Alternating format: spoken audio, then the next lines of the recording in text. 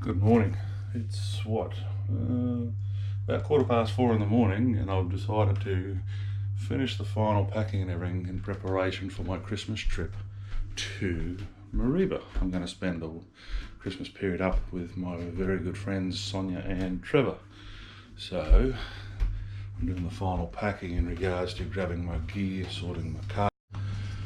Alrighty, let's see if we can get this car loaded with all the stuff that I'm going to need to spend a bit over a week, about 450 kilometres north of my home here in Townsville. Hopefully it'll only take me about 4.5 hours to get up there. Put some light on the subject matter because that might help, believe it or not. Oh look, we've got some stuff for Santa to take down with him as well.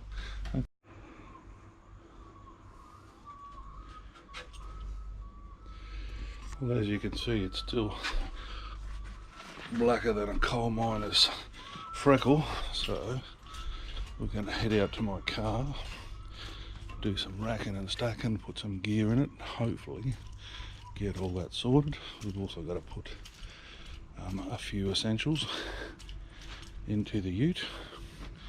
One of those essentials being a swag, because we're going to go camping and have a look at that. And one of the other ones that we need to look at is the Waco, because that's what we're going to keep all our stuff nice and icy cold with, because you can't have an Aussie summer Christmas with stuff that's melted or hot, especially my beer. That would be a bad thing. What is it now? About 6:30, a couple of hours later, been the servo, fueled up, have checked all the tyre pressures, checked the vehicle, made sure everything's going. I'm heading off to work nice, bright and early, so that I can hopefully sneak out a couple of hours earlier to get on the road before happy hour, when everyone else tries to hit the road. Last couple of years it's been a bit crazy around Townsville trying to get out of town, and I just don't want to go through the hassle or the headache or anything like that. It's easier. Well, what is it now? 3:30, and I've finished work. I've loaded the vehicle. Yeah, started about what, 3:30 this morning, so 12 hours later I'm ready to get in the car, head about 400 odd kilometres north to my good mate's place, and hopefully be an uneventful trip. We'll do some updates on the way. Happy trails.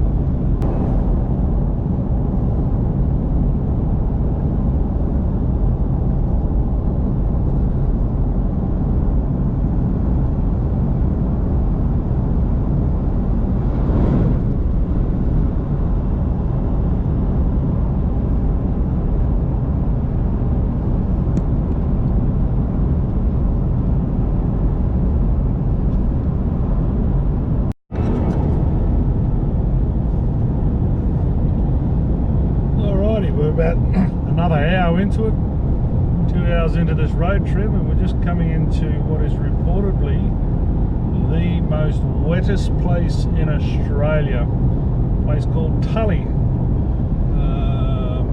Major form of business here is a bit of fruit and veg and a lot of sugar, a lot of bananas. I potted around, had a few days just putting around here. A lot of people use it as a stop off to go up to I believe it's Mission Beach, which is up here on the right as you head through town. But as you can see, it's green, but it's not green like it normally is. It's got the title of Australia's wettest town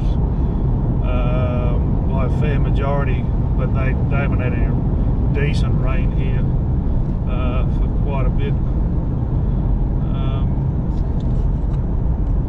While we're pulling into town here, it's probably a good time to tell you that a few miles up the road here, there's two ways you can get up to Mareeba and the tablelands. One is to go, especially if you're going to Mareeba, you go through Innisfail and keep travelling north into Cairns, and then turn left and head out about 60 k's. Or the other one is what we've done quite a few times, and it takes a fair amount of time and distance off, is just north here at about 50 kilometres is the I believe it's the South Johnson or South Palmerston turn off. We just hang a left up there and go through all the banana plantations, and then up through the back way through the tablelands, through Malanda and Tolga and all those places. But that'll be coming up here. But in the interim, we're just coming into Tully.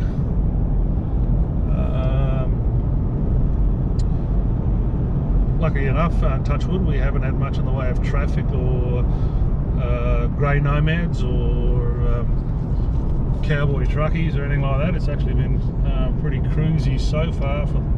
We've got another couple of hours to go. Alright folks, we're about 2.5 hours into the journey. We're actually going to stop up, make a left turn up here at the South Johnson turn off, and we will have about 2 hours to go on our journey. As you can see, in the last 2 hours the countryside has changed considerably.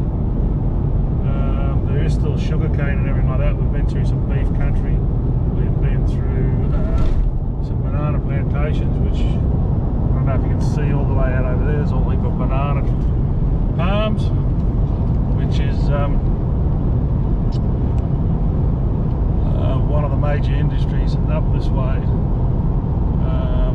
Tropical fruits, aside from tourism, it's basically a bit of a fruit bowl this far north.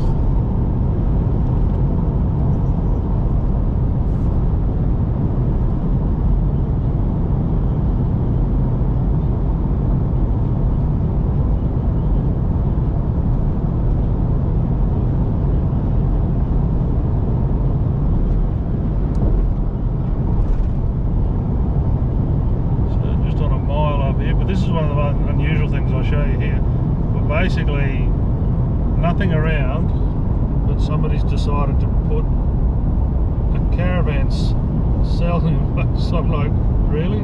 A sale yard for caravans and motorhomes and everything? You're like 12, 13 kilometres south. In 800 metres, turn left onto South Johnston Road. Okay, so you know where we're going now.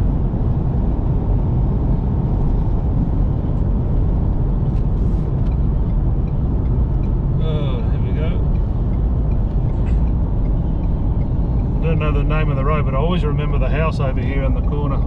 Take the next left onto South Johnston Road. And for those who aren't uninitiated, that is Matilda.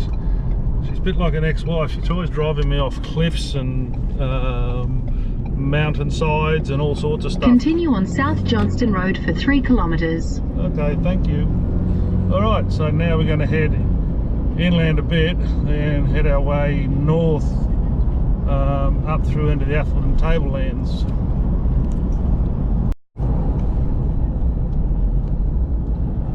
So you got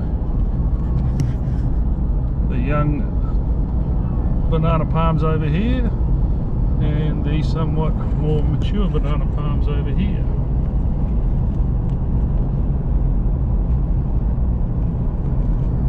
Look at the colour of the soil, it's unbelievable how rich it is up this way.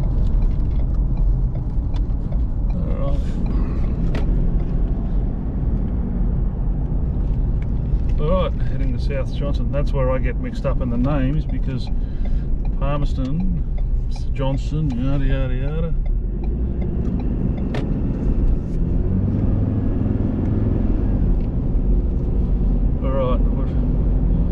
around the corner here and get out of the direct sun, and you'll see bananas for Africa, like over here.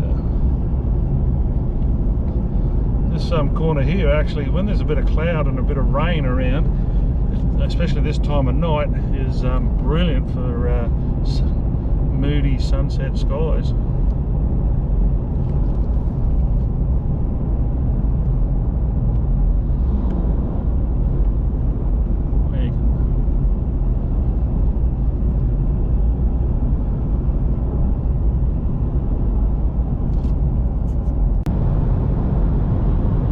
Just over the corner over the back here, I don't know if you can see it or not, but that's where they got tea plantations.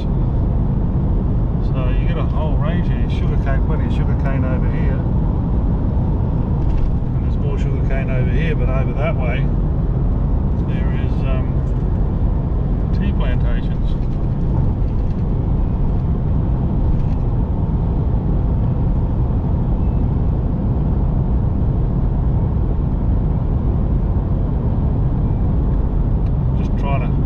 Find one before I run out of light without breaking any laws or anything like that. So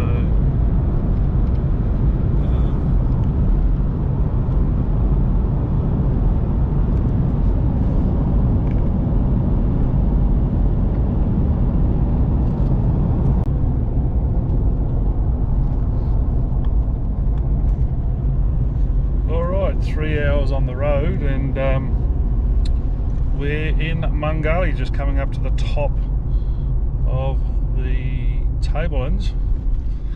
So it'll flatten out here and be a bit windy through the hills, but we're basically at the top of the plateau, and an hour and a half to go.